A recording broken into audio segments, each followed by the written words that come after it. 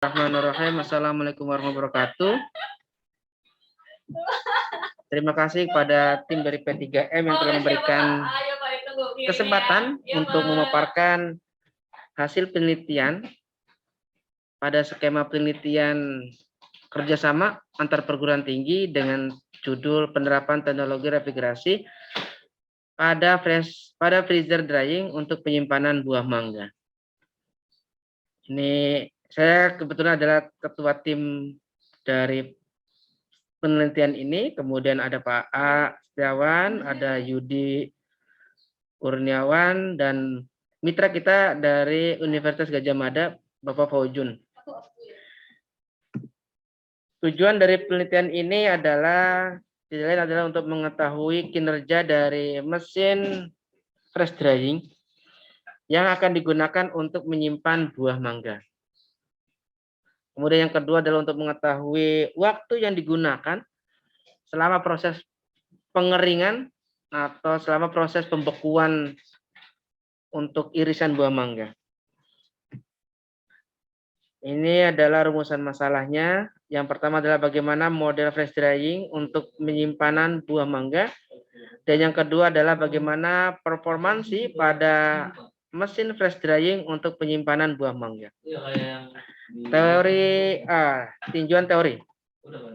Terdapat 4 komponen utama pada siklus refrigerasi kompresi uap. Yang pertama ada kompresor, ada kondenser, ekspansi, dan evaporator. Dan yang di sebelahnya adalah merupakan siklus pada pH diagram, di mana proses 1 ke 2 ini adalah proses kompresor, yaitu memompa atau mengkompresikan fluida kerja di dalam sistem, sehingga fluida kerjanya memiliki tekanan yang sangat tinggi. Kemudian pada proses 2 ke 3 itu adalah proses yang berada di dalam kondenser, di mana di dalam kondenser ini fluida kerja yang memiliki tekanan dan temperatur tinggi dikonveksikan dengan menggunakan fan, sehingga terjadi proses perubahan fase dari fase gas menjadi fase cair. Kemudian keluar kondenser diekspansikan sehingga menjadi cairan jenuh ya nih. Ini menjadi cairan jenuh. Kemudian pada proses 4 ke 1, ini adalah proses penyerapan kalor, di mana kalor yang berasal dari buah mangga itu dia diserap, kemudian terjadi proses kondensasi, terjadi proses evaporasi tentunya. Dan seterusnya siklusnya berulang. Kemudian ini adalah proses pengeringan beku pada diagram fase. Jadi karena ini adalah fresh drying, tentunya nanti akan ada yang namanya sublimasi, yaitu perubahan fase dari kondisi padat atau solid tanpa melalui proses mencair, tapi langsung menyublim. Dari proses 1 ke 2 itu adalah proses di mana pembekuan, yaitu kita mencapai temperatur minus 20. Kemudian proses 2 ke 3 ini adalah proses vakum dilakukan. Jadi sampai ini kita menggunakan satuan torr ya teman-teman. Dari 760 atau dari temperatur dari tekanan lingkungan mencapai tekanan ini 1 torr ini. Kemudian proses 3 ke 4 ini tidak adalah proses pemanasan lagi, pemanasan yang tidak langsung ke temperatur lingkungan, jadi perlahan-lahan, sehingga nanti hasilnya menyublim dia. Ini adalah metode penelitiannya. Kita mulai dari mencari referensi dari berbagai literatur, dari berbagai jurnal. Kemudian kita setelah mendapatkan itu, kita merencanakan alat yang akan kita gunakan, yaitu kita menghitung beban pendinginannya selanjutnya. Kita hitung beban pendinginannya berapa, total daya yang digunakannya. Kemudian kita setelah menghitung, kita tentunya memilih komponen sesuai dengan kapasitas dari kompresornya. Kemudian baru assembly, pembuatan, kemudian pengujian, diuji alatnya, kalau ada trouble kita bikin lagi, kita perbaiki lagi, kalau tidak ada trouble kita langsung pengambilan data. Diambil datanya, kemudian diolah datanya, kemudian ketika pengolahan data, kalau misalkan datanya terjadi ketidaksesuaian, maka kita ambil lagi mengambil datanya dan kita ambil kesimpulan. Ini adalah hasil rancangan mesin flash drying. Dan gambar yang di sebelah kanannya adalah gambar realnya. Wah, ini kelihatannya matching sekali. Ya. Ada gambar 3 dimensi ke dalam gambar realnya. Terdapat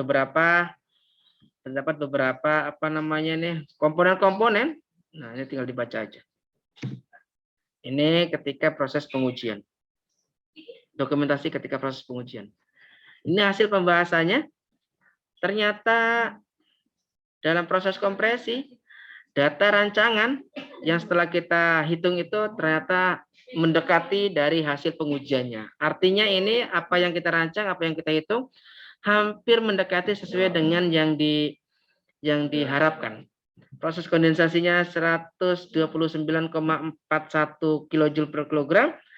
Hasil pengujian pun tidak lebih atau mendekati dari hasil rancangan, yaitu sebesar 137,91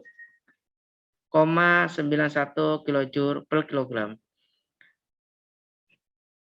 Kemudian yang berikutnya adalah laju aliran masanya atau laju aliran refrigerannya. Itu hampir sama, artinya mendekati juga, hingga kapasitas kompresornya juga itu hampir sama antara perancangan dan pengujian. Antara yang kita rancang dengan yang diujikan itu tidak memiliki selisih yang jauh. Kemudian ini adalah kinerja sistemnya berupa COP aktual, yaitu sebesar 2,57 pada data rancangan, dan hasil pengujian pun itu sekitar 2,74. Sehingga efisiensi dari hasil rancangan dan hasil ujian itu memiliki selisih hanya 2% saja. Kesimpulan, pada pengambilan data yang telah kami lakukan selama hampir 8 jam lamanya, di mana 8 jam ini kita uji dan kita ambil datanya selama interval waktu 10 menit sekali untuk mencari performa yang terbaik. Untuk mencapai temperatur evaporator sebesar minus 24,64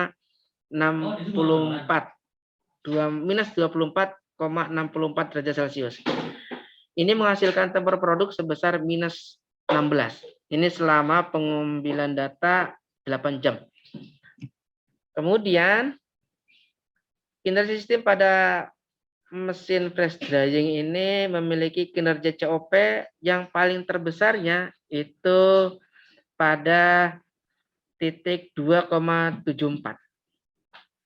Dan nilai efisiensi pada titik terbesarnya sebesar 64%.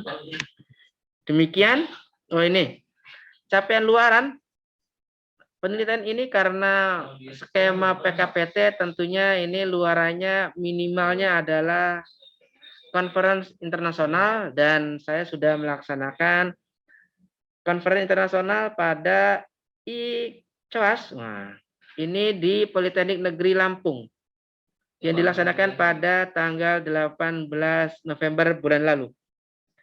Ini sudah di-submit, ini sudah direvisi, tinggal menunggu publish. Menunggu publish ini. Publishnya nggak tahu kapan ini, tergantung panitianya. Demikian yang dapat saya sampaikan, kurang lebihnya mohon maaf. Terima kasih. Wassalamualaikum warahmatullahi wabarakatuh.